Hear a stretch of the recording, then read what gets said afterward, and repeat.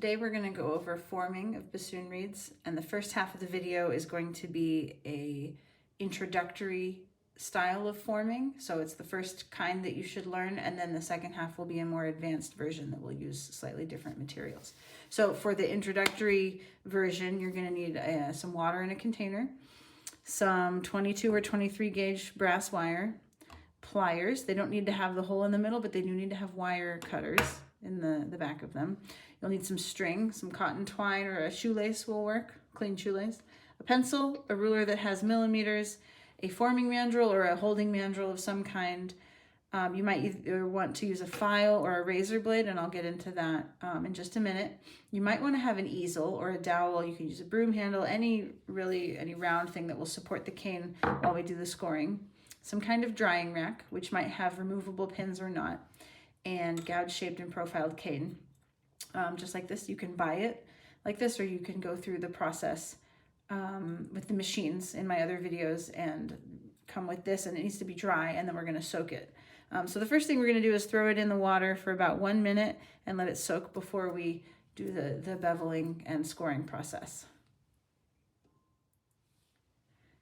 Now that that has soaked for a minute, we're going to bevel and score to prepare the tube for becoming round. So the beveling process is where we take these sharp points here at the edge of the cane, and we're going to flatten them out so that they can fit into a circle shape once we turn the reed round. And this is in my print materials that you can download. You can see some images, some pictures of what we're doing. So before we do that, we need to mark where we're going to start the beveling, and I'm going to usually start that around the second wire or a little above it. So we're going to measure from the butt 18 millimeters. I'm going to measure on the inside of the cane and make a little mark, 18 millimeters from the butt, and then fold it over and transfer that mark so that it's at the same point on both sides of the cane. And then we're going to take our file.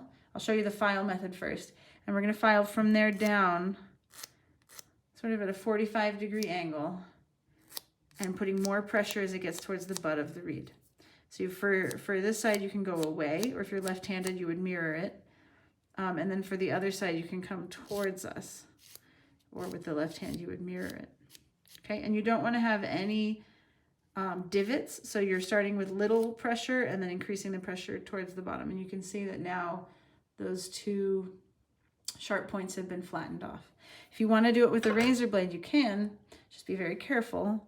And I'm going to start at about the 18 millimeter mark, and I'm just going to very lightly, and then with increasing pressure, shave off a little bit of cane at that same 45-degree angle. So you see I'm going to do it towards myself on this side, and I did it away from myself on that side. Okay, so there is our beveling. I do it on all four sides. Some people only do two. I prefer all four. So now we're going to do the scoring, which is creating little cuts in the bark to allow the bark to become round when we form it into the tube. I'm going to put it on an easel, which is going to support the curve of the cane, and I'm going to aim for about 5 to 7 scores. I'm going to start right below where the collar is, and as I get towards the butt, I'm going to increase pressure until at the very bottom, I'm actually going to cut all the way through. I'm not cutting all the way through until I get to the bottom of the cane. Okay, so this is the elementary method of scoring. We're going to do that on both sides. Some cane comes pre-scored if you border it from Barton cane, so then you don't need to do this step.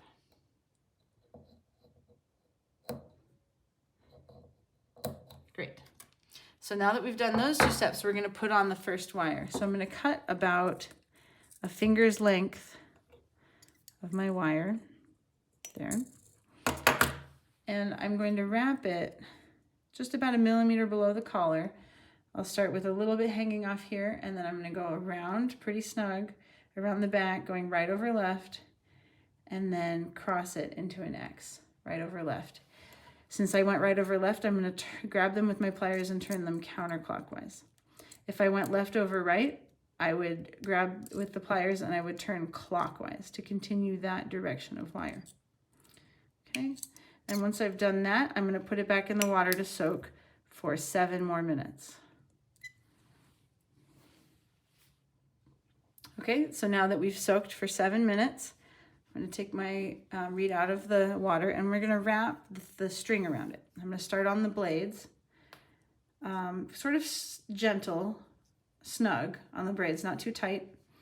And then as I get down to the bark, I'm going to be much tighter. It's going to support the tube, prevent any cracking, just like this. And then if you have extra, you can wrap back up the tube. And now with my fingers on either side of the blade to sort of feel for if it's opening too quickly or if it starts to crack, I'm very gently going to ply the tube from the bottom using my pliers. Now I have the little hole in the pliers to make the tube round, but you don't need that. You can do it with just any needle nose pliers. And if you have a forming mandrel, this is the point at which you would use it and then switch to the larger mandrel later. So you see I made the opening big enough to put my mandrel in there just a little bit. And then using the table, I'm going to continue to ply the tube, hold the blades, and push the reed on without twisting it onto my mandrel. Okay, and if I get to the point where it won't go on any farther, I might have to unwrap the string and then push it on a little more. I can continue to ply the tube, but I'm only going to squeeze it either with the curve of the cane or perpendicular to the curve of the cane. If I do weird angles, I could end up with slippage. So I'm only going to do those 2 ways. So you'll see I'm going against the curve, perpendicular, and then with the curve. Now at this point, if you hear cracking, you can tighten this first wire very gently and it will prevent the crack from going into the blade. Okay, and now I've made it down to my forming line. So I'm going to unwrap the string so I can put the 3rd wire on. Now the 3rd wire faces the same way as the 1st wire. So I'm going to go ahead, cut 1 finger's worth of wire, give it a little tail, and then wrap it around, staying above or right over left in the same direction as the 1st wire. And make an X, grab the X, and then twist it counterclockwise. And make it nice and snug, not super tight. I can still wiggle it, but it's snug. And then once I've done that, I can unwrap all of the string the rest of the way. Okay, set that aside for the next reed. So now I can put on my 2nd wire, which is going to face the opposite direction of the first 2. Get my wire ready, and I'm going to put this at my 18mm mark, which I can still see there. So I'm going to line it up, give it a little tail, and go around the reed once, and then come around and make an X. Twisting it counterclockwise, snug but not tight. Make sure it's at my 18mm mark. And then once this wire is on, I can now crush the cane in between the 2nd and 3rd wires in all directions because they're being supported by the wires. They're not going to slip. So I'm going all around. You can do this with the curve, with the pliers that have a hole in them, or you can do it without. It doesn't really matter. And I'm also going to do it below the 3rd wire until all the gaps are closed up. So now all the gaps are closed up. I'm going to do one last wire check. Make sure they're at the right height. My 3rd wire is going to be about 5 or 6 millimeters from the butt. I can measure that. That looks good. My 1st wire is going to be about 1 millimeter below the collar. So for me, that's about 27 because my collar is at 28. That looks good. So I'm going to take it off the mandrel and put it on the drying rack and let it dry for at least a day before I wrap it.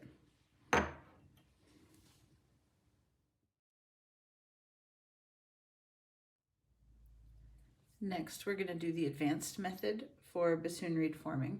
So you'll notice our materials are a little bit different. We still have a container of water, a pencil, a ruler in millimeters, 22 or 23 gauge brass wire, razor blade. We've got our pliers, and we have 2 mandrels this time. The 2nd one is a little more intense of a slope to allow us to open the tube much more quickly and with more force. And then we have our gouge shaped and profiled cane. So the first thing, like on the other, that we're going to do is soak it for 1 minute.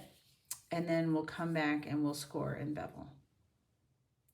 So now that our cane has soaked for 1 minute, we are going to score and bevel. So in this case, I'm going to go ahead and just bevel with the razor blade. And if you want, you can mark where the 2nd wire is going to go, which is at 18 millimeters. just like that, and then transfer it to the other side as well. Okay, and then I'm going to start my bevel there, 45-degree angle, and very gently increase pressure as I get towards the butt. Just like that, pulling towards me on the right-hand side and away on the left-hand side.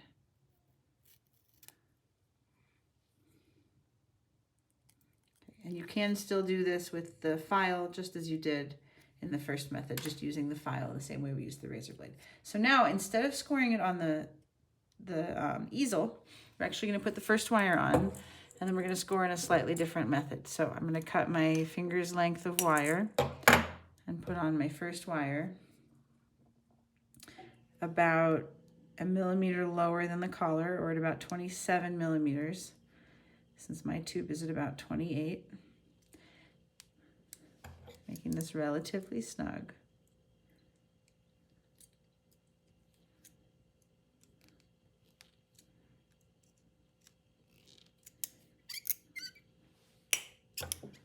Okay, so there we have our first wire.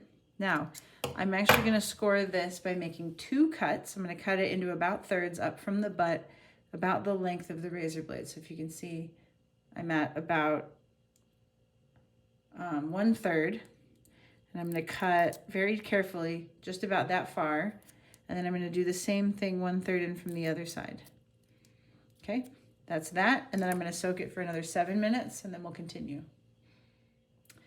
Now that our reed has soaked for 7 minutes, I'm going to take this more extreme mandrel, and I'm just going to quickly push the reed on until it goes all the way to the bottom. And you can twist a little bit, but you'll notice that this actually splits the cane up to the first wire, but not past the first wire, because the intense angle of this mandrel forces the cane outwards, and it prevents it from cracking up into the blade.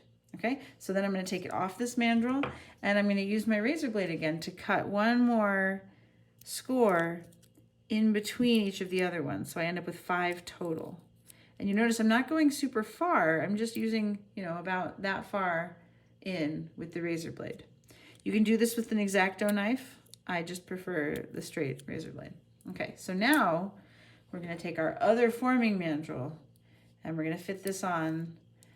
If it doesn't go to the line at first, I'm going to round it similar to how I did in the other method, only going with or against the curve of the cane and being very careful because I don't have the string to support it this time. You could combine methods and use the string, I just choose not to. So at this point, we've fit it down to the line, and any cracks are being controlled and only going up to that first wire. So now I'm going to put my third wire on.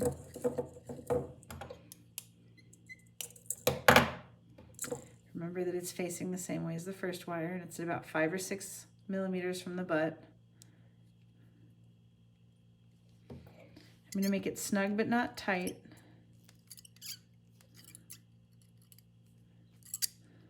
And that is going to close in, hopefully, any gaps that I have. Okay. I might round it below that wire just one more time. And you'll see that it's closed in most of the gaps. So I'm going to go ahead and add my second wire.